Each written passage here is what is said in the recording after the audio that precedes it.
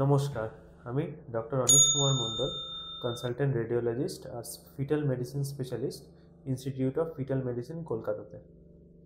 তো আজকে আমরা কথা বলবো যেটা আমরা হামেশাই পাই, যে রেনাল পেলভিক ডাইলেটেশন নিয়ে।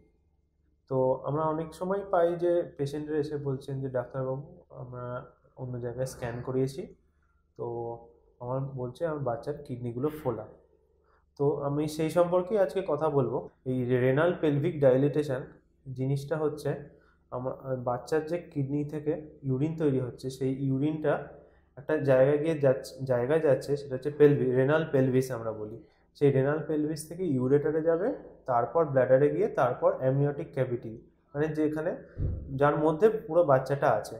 তো স্বাভাবিকভাবে এই পুরো পাথওয়েতে যদি কোথাও কোনো অবস্ট্রাকশন থাকে, যেমন ধরুন আমরা মেডিকেল টার্মে যেগুলো বলি, যেমন পস্টেরিয়র ইউরেথ্রাল ভ্যালভ বা পেলভি ইউরেটারিক জাংশন অবস্ট্রাকশন বা ভেসিকো ইউরেটারিক জাংশন অবস্ট্রাকশন, তো সেই ক্ষেত্রে স্বাভাবিকভাবেই কোথাও কোনো অবস্ট্রাকশন থাকলে ওপরের দিকে কিডনি ফুলতে থাকবে।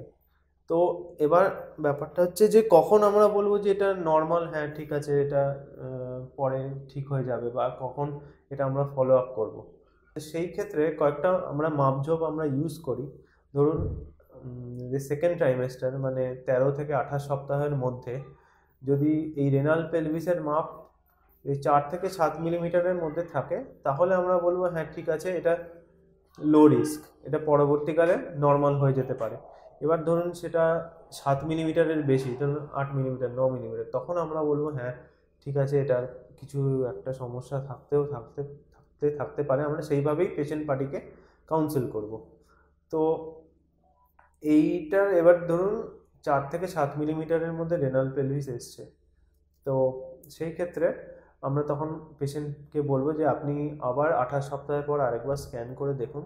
ইউজুয়ালি এই ক্ষেত্রে যেগুলো আমরা এই 4 থেকে 7 মিলিমিটার, মানে ট্রানজিয়েন্ট বা ফিজিওলজিক্যাল আমরা যেটা ভাবি, সেই এই 28 সপ্তাহের পর এগুলো রিজলভ করে যায়, মানে একদম তখন আমরা বলবো নর্মাল আছে, ঠিক আছে, আর কিছু করতে হবে না। আপনি বাচ্চার জন্মাবার পর যদি কোনো অসুবিধা হয়, বাচ্চার ইউরিন টেরিন বেরোবার যদি কোনো অসুবিধা হয়, তখন আপনি সেই পরবর্তীকালে স্ক্যান করবেন।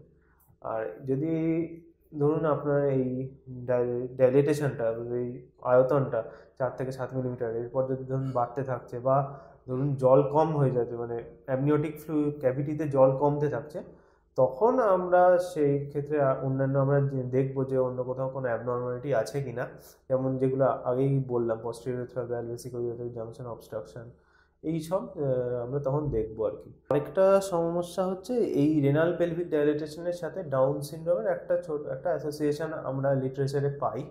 তো সেক্ষেত্রে যদি আপনার ডাউন স্ক্রিনিং, মানে ফার্স্ট ট্রাইমেস্টারের যে ফার্স্ট ট্রাইমেস্টার স্ক্রিনিং, মানে ডাবল মার্কার, বা সেকেন্ড ট্রাইমেস্টারে কোয়াড্রুপল টেস্ট বা এনআইপিটি যদি আপনার করা থাকে, সেগুলো লো রিস্ক থাকে, তো সেই ক্ষেত্রে সেই ডাউন সিনড্রোম নিয়ে কোনো অসুবিধা হবে না।